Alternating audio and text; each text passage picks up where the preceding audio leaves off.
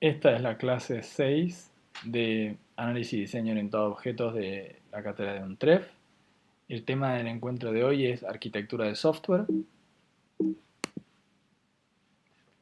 Lo que vamos a ver como contenido es una pequeña introducción. Vamos a revisar por qué esta necesidad de una arquitectura de software, de dónde surge, algunas definiciones, algunas complementarias, algunas un poco más encontradas. Después vamos a revisar los tipos de estructura que tiene el software que lo caracterizan y algunos ejemplos de esas estructuras y cómo afectan al diseño. ¿Por qué arquitectura de software? Es decir, ¿cuál es la necesidad de una disciplina de arquitectura de software? Hay múltiples fuentes y múltiples visiones encontradas sobre esto, pero una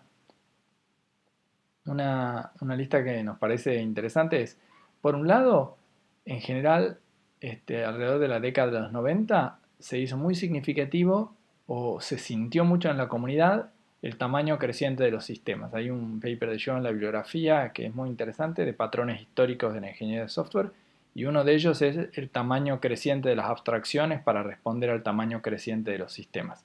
Es decir, cómo los módulos tuvieron que hacerse cada vez más grandes para lidiar con sistemas cada vez más grandes.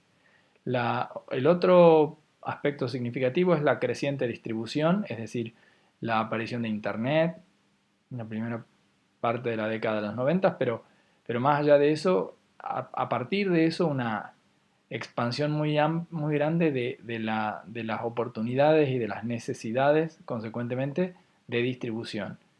No solo geográfica, sino cambios en los paradigmas de quienes accedían, incertidumbres varias en la distribución.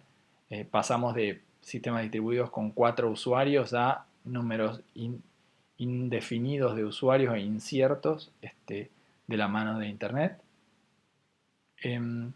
Y finalmente, esto es una apreciación personal nuestra, es la falta de foco en el diseño. Es decir, durante mucho tiempo, antes de los 90, en particular en los 80, el rol protagónico en el proceso era el del analista. Y los programadores muchas veces o sea, existía el rol de analista programador como desarrollador genérico y el de diseñador no existía como tal. Va a aparecer después en los 90 el de arquitecto. Bueno, una definición que podemos dar como referencia es que la arquitectura de software de un sistema de computadoras es la estructura o estructuras del sistema compuesta por los elementos, las propiedades externamente visibles de esos elementos y las relaciones entre esos elementos. Esta definición es del libro Arquitectura de Software en Práctica, de Len Bass y el resto de la gente, y Rick Gassman y bueno, la gente del SEI. Estas son otras definiciones alternativas o complementarias. El conjunto de las decisiones que el equipo necesita tomar acertadamente para garantizar el éxito del proyecto. Es decir, acá aparece la idea, en vez del foco en lo estructural, aparece el foco en la importancia de las decisiones. En la siguiente dice la comprensión compartida que tienen los desarrolladores expertos que trabajan en un proyecto sobre ese sistema, eso es la arquitectura, y la arquitectura es lo que sea que es importante. Todas estas definiciones o referencias están tomadas digamos, el autor es Ralph Johnson, pero aparecen citadas por Martin Fowler en un ensayo que se llama Who Needs an Architect? La idea preponderante en este ensayo y en estos comentarios de Ralph Johnson es que la arquitectura es el conjunto, si se quiere, de las decisiones importantes o estratégicas para el proyecto. Entonces, una forma de pensarlo es plantearnos simplemente que la arquitectura es el diseño estratégico.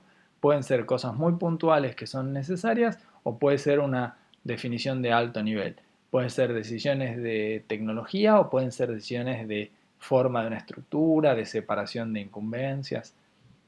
Vamos a avanzar un poquito más en eso más adelante. Bueno, la arquitectura de software es lo mismo que el diseño, tanto la actividad de diseñar como el producto de diseñar. Muchas veces aparece ligada con la tecnología porque las decisiones tecnológicas son algunas de las decisiones importantes de un proyecto, pero no es la tecnología. Es importante entenderla como separada de la tecnología, a pesar de que esté muy vinculada. En algunos casos más y en algunos casos menos. Otra consideración importante es que no depende de cuándo se defina. Es decir, aun si no diseñamos la arquitectura nunca, vamos a tener una arquitectura, que probablemente no va a ser muy buena. Podemos diseñar toda la arquitectura al principio, pero no vamos a perder lo que podríamos saber después. ¿Sí? O sea, si tomamos todas las decisiones al principio, es poco probable que tengamos suficiente información para tomarlas. Después vamos a volver en otra presentación sobre ese tema de diseño emergente. Pero de cualquier manera, hay mucha discusión, en particular en la comunidad ágil, sobre si la arquitectura es una etapa de diseño hecha toda al principio del proyecto o si es más bien ese producto de ese diseño. En general nosotros creemos que en un buen proceso iterativo la arquitectura también es un conjunto de decisiones que se van tomando y que no se toman todas al principio, pero también creemos que hay algunas que puede tener sentido tomar al principio. Típicamente uno toma algunas decisiones para organizar el trabajo apenas comienza y después puede revisarlas, ¿sí? Una tensión en la arquitectura que aparece en las definiciones anteriores con lo que es importante, es también qué es lo que es fácil y difícil de cambiar. Es decir, las decisiones que nosotros tomemos en la medida que podamos cambiarlas después, las podremos tomar con menos riesgo. En la medida en que sean más difíciles de cambiar, van a implicar mayor riesgo. Hay una parte importante del trabajo en diseño de arquitectura que está asociado a ese manejo del riesgo. Bueno, finalmente una referencia puntual pero importante es que no conviene identificar la arquitectura con el rol de un arquitecto. Es decir, no necesariamente la arquitectura surge de una cabeza de un genial diseñador o arquitecto, sino que más bien conviene pensarla como el software en general, como un producto de un proceso de interacciones colaborativas, de flujo de comunicación, de experiencias que las personas traen a un contexto y también de información propia de ese contexto que fluye y que necesita ser usada para tomar esas decisiones. De todas maneras, después cuando veamos de nuevo diseño emergente en otra presentación, vamos a elaborar un poco más esa idea. Tipos de estructuras. Bueno, David Garland y otros de sus compañeros del grupo de Carnegie Mellon de arquitectura y del SEI sugieren que todas las estructuras del software se pueden categorizar en tres tipos nada más. La primera categoría es la de módulos, que es la estructura, el tipo de estructuras estáticas que tiene que ver con cómo se organiza el código, cómo se separan las partes del sistema. La estructura de componentes y conectores le llaman, o también de runtime, de tiempo de ejecución, es el conjunto de las estructuras que tienen que ver con lo que ocurre en el sistema cuando se está ejecutando. ¿Sí? Si se quiere, es claramente la estructura dinámica como opuesto, o las estructuras dinámicas como opuesto a la estructura de módulos, que es la estructura estática. Y finalmente un tercer tipo de estructura que es la de asignación, que tiene que ver con las relaciones entre el software y el mundo real. Por ejemplo, las estructuras de despliegue tienen que ver con dónde se ejecuta el software, en qué hardware se ejecuta. Y las estructuras, por ejemplo, de asignación de tareas podrían tener que ver con qué equipo desarrolla qué componentes dentro de la arquitectura. Vamos a ver ahora un poquito. Un ejemplo de estructura de módulos es un diagrama de clases.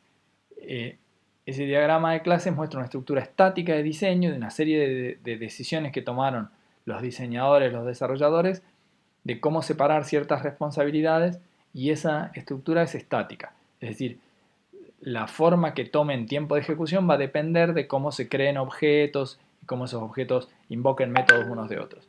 En el libro Design Patterns, Ralph Johnson y los demás autores plantean que claramente la estructura de clases puede ser muy distinta de la estructura dinámica de objetos.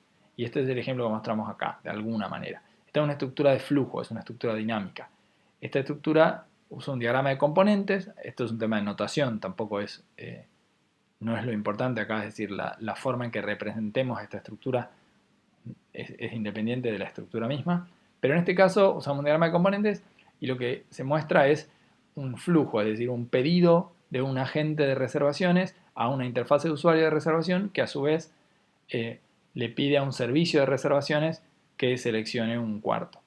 Y esa interacción, ese flujo en el tiempo, es propia de una estructura en tiempo de ejecución y puede caracterizar ciertos comportamientos, por ejemplo, la performance, es decir, cuánto tarda ese agente en lograr tener una respuesta a su pedido.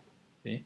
Esto es bien distinto de lo que veíamos en el diagrama anterior en términos de los aspectos que modela o que describe esa estructura. Bueno, finalmente, para cerrar esta presentación, vamos a repasar un poquito el tipo de estructuras con las que podemos modelar cuando trabajamos en diseño de arquitectura. Ejemplos de estructuras de código podría ser la estructura de paquetes, de subsistemas, de repositorios de fuentes, de clases. Ejemplos de estructuras en tiempo de ejecución podría tener que ver con cómo van a fluir los datos, con qué objetos interactúan, qué procesos y threads están activos, cómo se sincronizan, qué redundancias tenemos en términos de datos o de procesamiento, por ejemplo. Finalmente, el diseño de estructuras de asignación implica, como ya había mencionado, el despliegue del software en el hardware, distribución de tareas entre equipos, puede implicar la distribución geográfica de equipos que se reparten tareas dentro del proceso de desarrollo. Acá está algo de la bibliografía recomendada. Hay un artículo de Mary Shaw, el libro de Software Architecture and Practice y el artículo Who Needs an Architect. Por lo menos todos los artículos están disponibles. El blog de Ralph Johnson no está disponible actualmente, pero lo dejo como posible referencia futura. Muchas gracias.